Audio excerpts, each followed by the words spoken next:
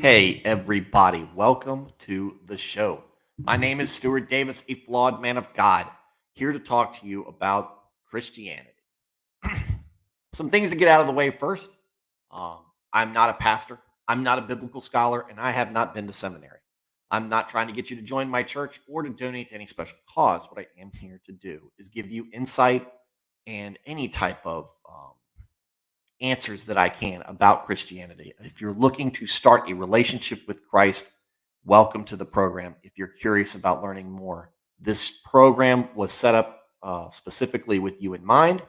And while we've branched off a little bit about that, off of that, this is still one of the key missions of this channel is to give you something to look at, right? Because we think of the Bible as a very boring, very structured, rules based book, and we think of churches as very strict, very wild, maybe cultish in some cases, but just something that is not always appealing. But what a lot of people don't understand is many churches out there are welcoming and full of people just like you. And that's what I'm here to kind of do is let you see kind of in the mind of somebody who's been a Christian all their lives. Been one. I'm 39 years old and been a Christian all my life. I am a non-denominational Protestant. I don't really subscribe to any specific doctrine. I'm just in the Word every day, and so that's what we do on here. Is we're going to talk about Christian topics and things about that happen in the world and how they affect Christianity. I try to get guests lined up and everything. So if you are also somebody who likes and enjoys listening to just Christian content, welcome as well. We love having you in here. The chat is open. If you are streaming this live, by all means participate. If I say something you disagree with, if I say something that makes you think and that you want to get your 2 cents in there, by all means, you don't even have to spend 2 cents to do it. Just put your thoughts in the chat, and I will read it. I do not have much of a following at this time, and the chat is generally empty, with the exception of normally Mr. Fig Newton, who comes in here and will often give me chats to read. I'm waiting for him to give me the good morning so far, but uh, like him, you are welcome to write down your thoughts and be a part of this live stream. This is an interactive. The goal of this is to be interactive as possible. This is not just a platform for me. This is a platform for many people. Now, with that in mind, I have booked a guest for not this coming Tuesday. That is reserved for Mr. Eric Roland. But the Tuesday after that, we are going to have a gentleman by the name of Thaddeus Patrick. He has a YouTube channel as well. Mr. Thaddeus Patrick is going to talk to us about the orthodoxy. I was on Twitter and I've tried to put it out there to as many people as possible that I'm interested in getting people to come on and talk about their specific brand of Christianity. The restrictions there is we're not going to bring somebody on to talk about a modern look at it. We're looking at a traditional, based in the word, perspective of these different denominations and sects. And while I've had a couple of Catholics on to talk about it, their faith, we still really need to get into their perspective. And I've had Pastor Hans Feeney on to talk about some stuff, and he's a Lutheran pastor. I haven't really yet got somebody to come on and talk about just represent their faith. So I've got a couple of lines out there. Got a guy who I want to come in and talk about the Anglican denomination. I want to bring Hans back and talk about Lutheranism. I think there's another gentleman who would be interested as well. And orthodoxy, man, that's the one that's really out there that I don't know a whole lot about. I've never met an Orthodox Christian, not that I'm aware of, and they are just kind of anathema to me. Like I know something very very little about them, and so Thaddeus reached out to me over Twitter and said that he would be very interested in coming on, and so I thought that would be a great thing. So we're going to bring we're going to bring Thaddeus Patrick on, and he's going to discuss kind of the ins and outs of the Orthodoxy. He's got a much milder touch on his language than a lot of the. If you travel in the Twitter circles, he's got a much milder touch than the ortho bros that you will occasionally run into, who are very much convinced that all the rest of us are heretics. So, which is not helpful to discussion. So we're going to bring him on. We are also going to discuss at some point. I want to bring Joel back on to get his thoughts on the consecration, because it did happen last week. I have some opinions on it. He has some opinions on it. And I'd really like to do kind of a post-mortem. Well, maybe post-mortem isn't the best the best phrasing for that, but maybe a post-game analysis of the consecration and what the different outcomes might be and how he might interpret those things. So I'm going to bring him back on here at some point. I'll probably reach out to him after I get off the stream to see when he wants to line that up. And we will go from there. Like I said, next Tuesday is our regularly scheduled Eric Rollon episode, and we are going to continue our issues with pastors and influencers. And we had kind of a doozy one today that I'm going to be bringing up. And this one, most of the time we focus on politically the left, because that's where a lot of the changes and most of the modernization is coming from. We don't always focus on some things that happen on the political right. And one of the ones today that came out was from a gentleman, and I won't get into it too much, but basically talking about the foundation is lit. The foundation of man is where God puts his faith and my take on that was poorly done, and or my take was that his wording was very poorly done and very much misrepresents the fact that we put our stakes in God, and he is the foundation from which we build. So we will go with that. We will go with that. And I will save that for later. I don't know. He was getting ratioed into oblivion, which was good. That was as it should be. You should be corrected when you have a large platform and you spout your mouth off on it. But a lot of the folks who were dumping on him were also people who were modernizing their own faith. So not the best representatives there. So get into tonight's reading. If you're new to the show, like I said, come on in, give me your thoughts and feelings on these things. Tell me how what I'm reading in the Word is affecting you, whether you agree with what I'm saying or whether you're getting something contrary to what I'm interpreting, or if it's just completely different. If it's just a completely different take, kind of unrelated to what I'm saying. I'm very interested to see how people take these readings. And that's what we do. When we don't have a guest on or we don't have a specific topic in mind, we're going to talk about the Bible. We're going to read through it. We've been reading through Numbers. We're getting ready. We're on the last lap of Numbers. And it's just kind of, Numbers is in a real weird place right now. So the past three readings, so the past 6 chapters that we've read through, we've talked about a talking donkey and a non-Jewish sage with apparently a very close relationship with God. That bounces into a census and some sexual deviancy by the Israelites. Nothing new there. And then today we're going to talk about festivals. Oh yeah, also God talked about Moses dying. So I don't know if that's kind of the nature of the thing, because we attribute these writings to Moses. The first 5 books of the Bible, the Pentateuch, we attribute to Moses, who calls himself earlier in this book the most humble man on the planet.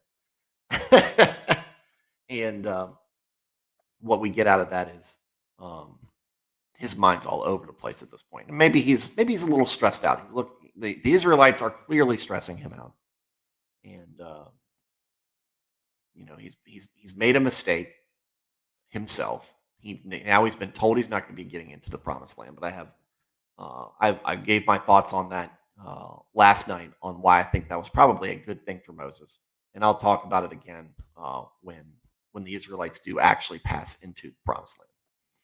But we did also witness one of the most Chad moves in the Bible up to this point, and that was Phineas, a priest, a high priest, one of the priests, watch a tribal chieftain of the Israelites grabbing some loose woman into his tent to have relations with. They were fornicating in the tent. And so and right in front of Moses and all the rest of the priests as they were talking about it. And so Phineas calmly picks up a spear, goes into the tent, and proceeds to do a little bit of stabbing of his own and pins both people to the ground with one strike, with one stroke. And that was that. And it ended the plague. Ended the plague. If only things were so easy with plagues today, apparently. So we're gonna get into it tonight. Like I said, we're gonna be talking about some offerings, some festivals, some that sounds a bit of rehashing, but it's gonna be kind of a quiet. Hopefully get through this a little quickly. All right. Numbers chapter 28. Daily offerings.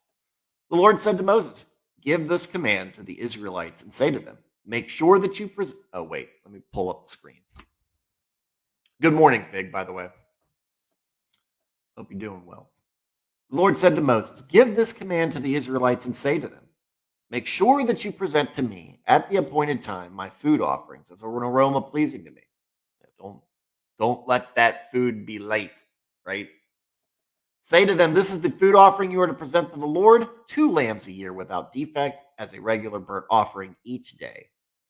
Offer 1 lamb in the morning and the other at twilight, together with a grain offering of 1/10 of an ephah of the finest flour mixed with 1/4 of a hin of oil from pressed olives. This is the regular burnt offering instituted at Mount Sinai as a pleasing aroma, a food offering presented to the Lord. The accompanying drink offering is to be 1/4 of a hin of fermented drink with each lamb.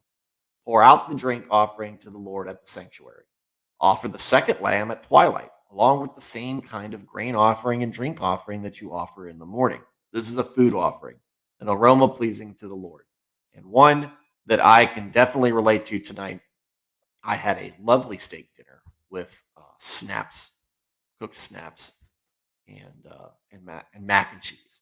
If you don't know what snaps are, that is the rural country uh, way of saying string beans or green beans, depending on what you call them. And the steak was an aroma pleasing to this man of this house, and that is an aroma done in by my lovely wife, who I will always speak highly of because she is so awesome in many ways. And one of the things that she is great at, and please, men, if you're looking for a keeper of a woman, she needs to be based, right? Or willing to be convinced to be based. And she in a good being a good cook is an excellent thing to find. I cannot cook a lick. That is one of my great failings in life is I am not very good in the kitchen. But my wife, she is awesome. She is very awesome. And so she can put that food together, and tonight she made me a steak and it was excellent. It was an aroma pleasing. It was a pleasing aroma. I'm sure the Lord would have loved it. And that's one of the things. Always appreciate your spouse and what they do, and make sure you let them know how great they are at the things that they do great, and build them up. My wife, number one, you're the best, and I look forward to every meal that you make me.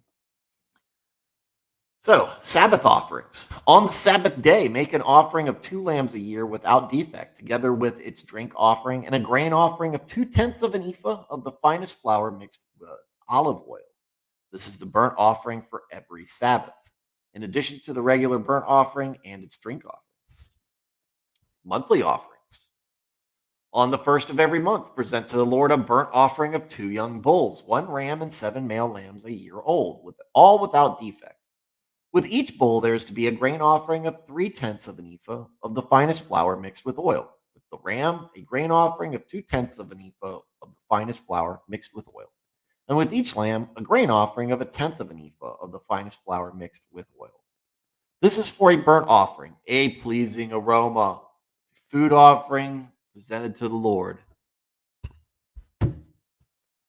With each bull, there is to be a drink offering of half a hin of wine, with the ram a third of a hin, and with each lamb a quarter of a hin. This is the monthly burnt offering to be made at each new moon during the year.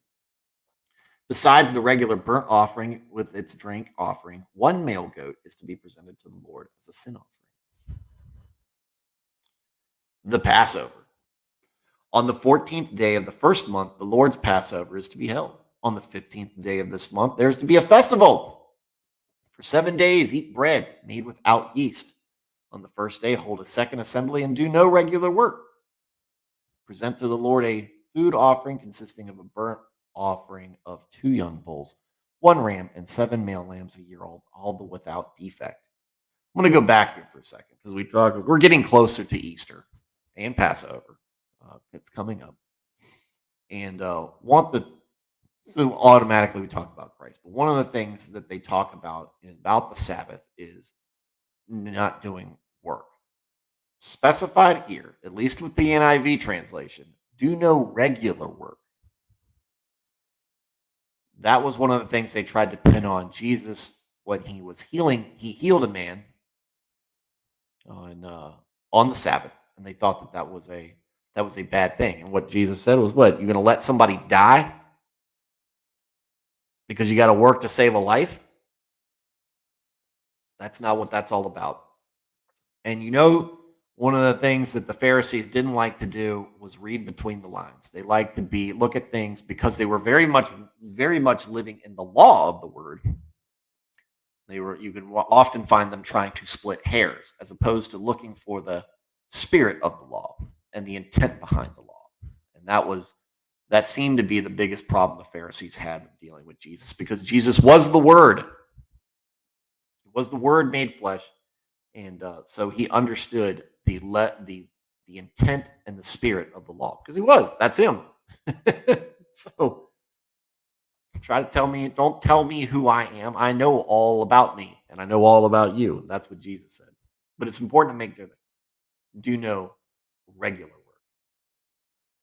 All right, Eric, roll on into chat. Angel Legend. I love how God accounts for the poor and their needs for making sacrifices. They can bring a couple of pigeons. My man, Yahweh. Yeah, and I don't know if that's the correct pronunciation, but I'll go with it. Yeah. Not only that, but like today.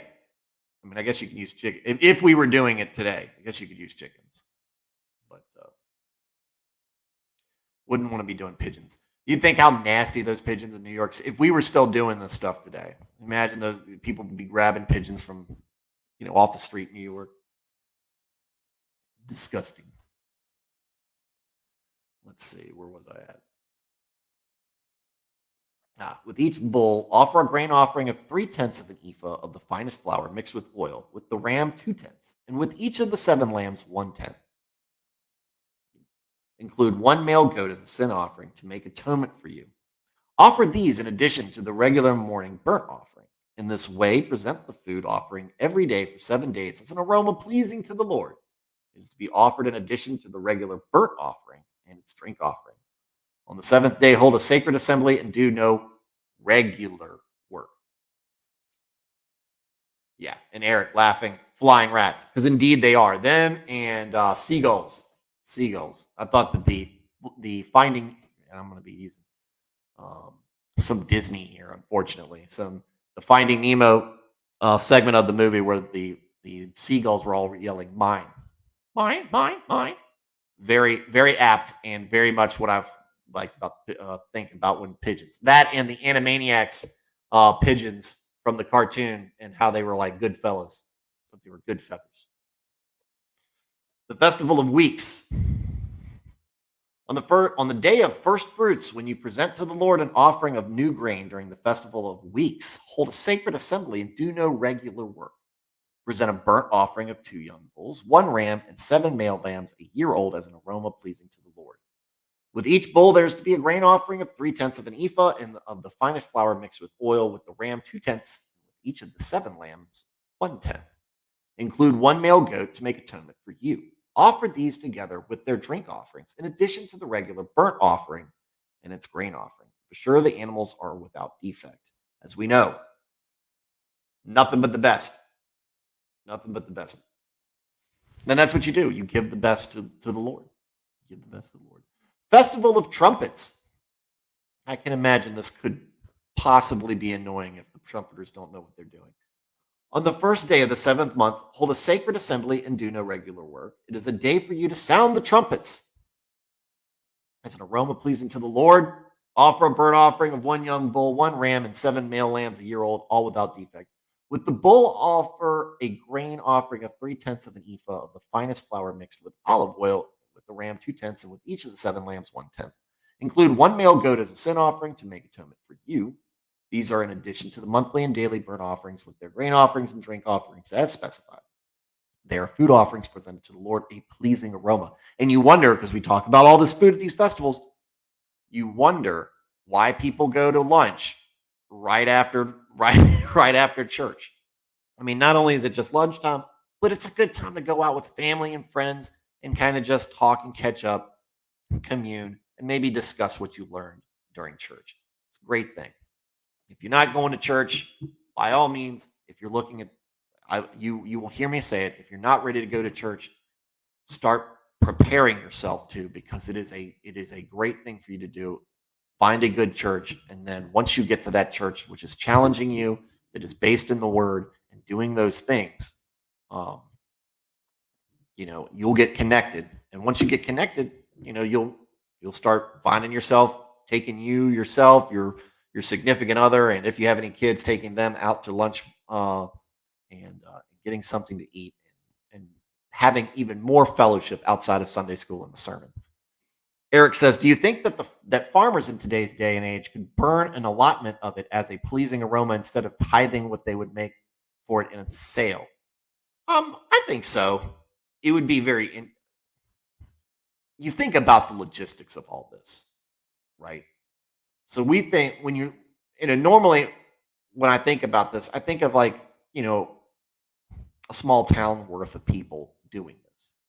But what we were discussing yesterday with the census is, man, we've got 1.8, probably 1.8 million people or more in this throng. So 1.8 million people, and how many of them are shepherds or, owners of flocks and all the pigeons and bulls and goats. I mean, this has got to be a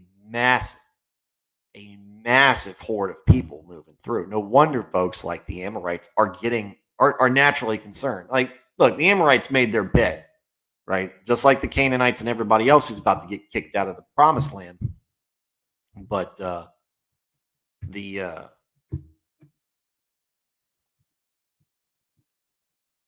when you're a leader and you're looking out for the best interests of your nation, and you see this big mass of people coming your way, yeah, you're going to worry about the water supply. You're going to worry about the crops. You're going to worry about the fields that your own livestock are grazing in. All that stuff, that's all stuff that these people are going to need as they move through. So naturally, you're going to be a little bit defensive about it. So I mean, we think about today's date, like, just think about how many Christians we have. If we were just traditional Jews practicing Jewish tradition, that's a lot. That is a lot of animals. A lot of animals. And just trying to think of the amount of support for that. But as far as kind of using this as a barter, almost, I mean, I think it's appropriate, right? There are some things where you're putting money, but God's making specific reference here to animal sacrifice, which I don't have a problem with, because that's what good barbecue is all about. And I know, Eric, you can relate to that. You're from Texas, and that's where I know there's good barbecue down there, and you appreciate it. Fig says, I don't know. Every church I've been in has pretty much been the same thing, preaching prosperity. All I really want is fellowship. Amen to that, Fig, because look, the one thing I've learned as the more seriously I've taken my role in the church has been how different people are fed. Right, I get fed mostly through fellowship. Get some through. Um, I get I get a decent enough portion from the sermon, but fellowship is where I live. The discussion, um, Sunday school, the learning, just the questions, and just getting with people and discussing not just what's going on in the Bible, but how we are dealing with that in our own lives. And that's where I get spiritually fed. Some people get it through mostly the sermon. Some people get it through mostly praise and worship.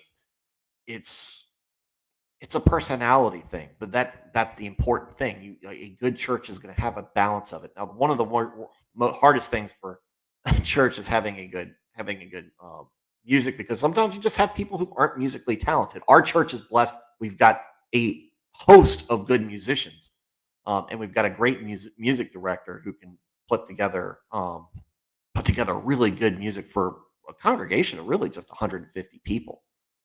But you come in and and it's pumping in there, and you've got people old and young. And the older folks think it's a little loud, and it is. It is. I'm more traditional hymnal guy, but I mean, I'm also a fan of music, and I know good music when I hear it. And they're doing their craft very well. And so you see a lot of hands in the air. You see a lot of people just open up, and then when the pet minister comes up and starts to preach, you see a lot of people very attentive. People, you don't see people just checked out, and that's the other thing. So if the congregation is checked out, that's another sign that well, you're probably checked out as well. Whereas if they're checked out and you're not, maybe you have to worry about the congregation really not being all that committed. It's like I said, it's like one of the. It's almost like meeting somebody, meeting your spouse, or meeting your significant other. You kind of know it. The more you know it when you're there, right? Yeah, that's my problem, Fig, on that. It's in the same praise and music. I don't listen to it on the radio. My wife does; she's a big fan. But to me, it's like I've come across stuff on YouTube. YouTube's actually been a really good source for newer music, because I think that we've a lot of the stuff that gets played on the radio just across the board, all genres, is garbage. But you can find stuff. There's a the Brothers Bright is a band. I don't think they're around anymore. Um, that's pretty good that I like. What else do I like? I like some of Thousand Foot Crutch. Not the more hip hoppy stuff, but um, you know, but stuff like somebody else. There's some good bands out there that kind of just speak in a way that I find more relatable. But yeah, I mean, that Babylon Bee did a great article on how many times to do the bridge to Good Good Father. It's like the angel, because God wants you to know He gets it. You think He's a good good Father. You don't need to repeat it. You don't need to repeat that bridge or the refrain 17 times or 1,700 times. It feels like. But that's like I said. I try not to pick at that too much, because that's not where I live. That's not where I live when I go into the church. So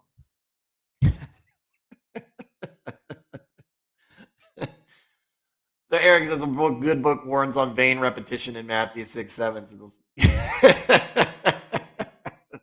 I'm gonna have to quote that to my music minister. He's usually not as bad about it. I really want free flow music, being creative. Yeah, so my good buddy, he's on the praise team. Very very talented musician. Great voice, good on the guitar. He says to me, he goes, "Look, I've been singing in churches before where we just sing, and we might take the whole service up with just singing if the Spirit is moving in us to continue to sing. And he goes, you can feel it when the congregation is in it and you're in it. You're just, all right, we're going to pick another song. We're going to go with it. We're just going to go with it. He's another person who really lives in his worship through music, which I try not to take anything away from. It seems very clear in the Old Testament that King David is a musician by heart, and it's something that the Lord really loves about him. And we get some pretty good wisdom out of that. So, and yeah, Eric said, "Hell yeah!" They jokingly called the tent of meeting House of Blood with how many sacrifices. Yeah, that place has got to be like caked in mud with the amount of blood that's going on in that place because it's the tent of meeting. It's not like a tent of meeting. It's the tent of meeting. So, all right, let's see, where were we at? Festival of Trumpets. Festival of Tabernacles. On the 15th day of the 7th month, hold a sacred assembly and do no regular work. Celebrate a festival to the Lord for 7 days. Present as an aroma pleasing to the Lord a food offering consisting of a burnt offering of 13 young bulls, 2 rams, and 14 male lambs a year old, all without defect.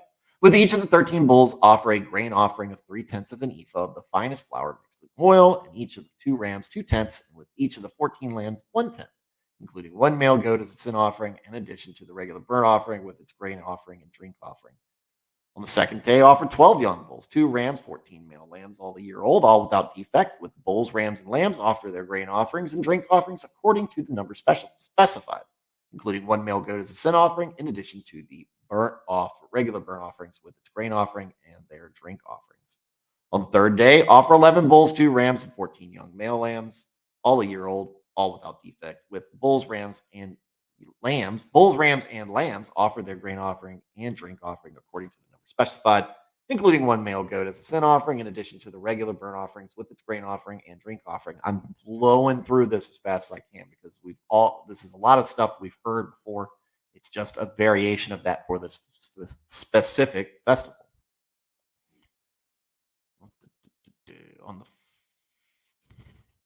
I can't remember which one I did. On the 4th day, did it offer 10 bulls, 2 rams, and 14 male lambs, all a year old, all without defect. With the bulls, rams, and lambs, offer their grain offerings and drink offerings according to the number specified, including 1 male goat as a sin offering, in addition to the regular burnt offering with its grain offering and drink offering. On the 5th day, offer 9 bulls, 2 rams, and 14 male lambs, a year old, all without defect. With the bulls, rams, and lambs, offer their grain offerings and drink offerings according to the number specified. Include 1 male goat as a sin offering, in addition to the regular burnt offerings with its grain offering and drink offering. On the 6th day, offer 8 bulls, 2 rams, and 14 male lambs a year old, all without defect. With the bulls, rams, and lambs, offer their grain offerings and drink offerings according to the number specified, including 1 male goat as a sin offering, in addition to the regular burnt offering with its grain offering and drink offering.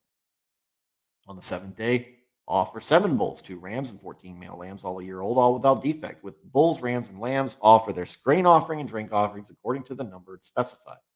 Include 1 male goat as a sin offering, in addition to the regular burnt offering with its grain offering and drink offering. On the 8th day, crazy day, hold a closing special assembly and do no regular work. Present as an aroma pleasing to the Lord a food offering consisting of a burnt offering of 1 bull, 1 ram, and 7 male lambs a year old, all without defect. With the bull, the ram, and the lambs, offer their grain offerings and drink offerings according to the number specified. Include 1 male goat as a sin offering, in addition to the regular burnt offerings with its grain offering and drink offering. In addition to what you vow in your free will offerings, offer these to the Lord at your appointed festivals: your burnt offerings, grain offerings, drink offerings, and fellowship offerings. Moses told the Israelites all the Lord had commanded him. Because look, Moses is a good dude. Made that one mistake. I hate even bringing it up. To be honest with you, I hate even bringing it up. Moses is a good dude. And the more you read about Moses, the more you reread over the Exodus and throughout this, the more you understand how good of a dude Moses was. A singular human being, singular of it in his time, especially. Chapter 30. Last chapter tonight. Vows. Moses said to the heads of the tribe of Israel, "This is what the Lord commands. When a man makes a vow to the Lord or takes an oath to obligate himself by a pledge, he must not break his word, but must do everything he said." Yes. Yes. When you think about if you're going to make a promise to somebody you need to keep, it needs to be God. When a young woman still living in her father's household makes a vow to the Lord or obligates herself by a pledge, and her father hears about her vow or pledge but says nothing to her, then all her vows and every pledge by which she obligated herself will stand. But if her father forbids her when he hears about it, none of her vows or the pledges by which she obligated herself will stand. The Lord will release her because her father has forbidden her. Hey, it's a good little escape clause. You know, if you are we all remember being teenagers, and the lady teenagers are going through their very emotional time period. I think most of us men are going through our intense jerk phase or our blue phase or a mixture of the two. Um, Sometimes we say things we don't mean. Good thing for the ladies, there's an escape clause there. If she marries after she makes a vow, or after her if she marries after she makes a vow, or after her lips utter a rash promise, what we talked about, by which she obligates herself, and her husband hears about it but says nothing to her, then her vows or her pledges by which she obligated herself will stand. But if her husband forbids her, when he hears about it, he nullifies the vow that obligates her or the rash promise by which she obligates herself, and the Lord will release her. So, when she says, "So help me God," uh, that may not have to stand. The man of the house can intervene and be like, "Look, calm down. We're not going to be doing this." Though, again, here we go. The weight of the responsibility, though. The man does it.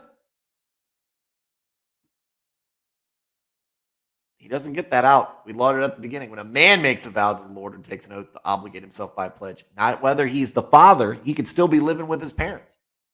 He must not break his word, but must do everything he said. Anyway, any vow or obligation taken by a widow or divorced woman will be binding on her. If a woman living with her husband makes a vow or obligates herself by pledge under oath, and her husband hears about it but says nothing to her, but does not forbid her, then all her vows or the pledges by which she obligated herself will stand. But if her husband nullifies them when he hears about them, then none of those vows or pledges that came from her lips will stand. Her husband has nullified them, and the Lord will release her. Her husband may confirm or nullify any vow she makes or any sworn pledge to deny herself. But if her husband says nothing to her about it from day to day, then he confirms all her vows or the pledges binding on her. He confirms them by saying nothing to her when he hears about them. If, however, he nullifies them for some time after he hears about them, then he must bear the consequences of her wrongdoing. Again, here we go. The responsibility. Pros and cons, guys and gals. There's pros and cons. These are the regulations the Lord gave Moses concerning relationships between a man and his wife and between a father and his young daughter still living at home. All right, folks. That'll conclude our reading for tonight. We are going to, again, probably continue on this tomorrow. Like I said, I'm going to reach out to Joel to see if we can put together a stream at some point this coming week. Or, I mean, if he's free tomorrow, we'll do it tomorrow. But this coming week, and see if we can get the after effects of the consecration, what he thought as it was happening, what he's done, what he thinks about it now that he's had time to reflect on it, and again, what we think. Because look, most of us don't subscribe much to the Catholic faith, as far as like to a lot of the tradition, to a lot of the authority, to many of the practices. And I'm not going to criticize the Catholics I know who are deep in the Word and deep in the faith, because I think that what Catholicism is offering them is certainly doing what it needs to keep them there. But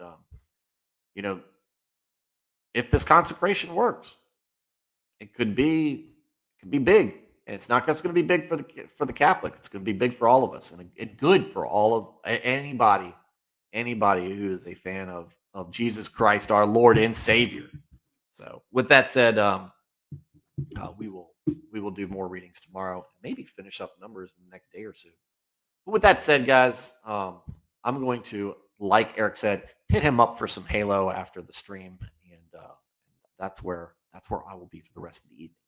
You guys, be good, stay safe, have a good evening, good night, and God bless.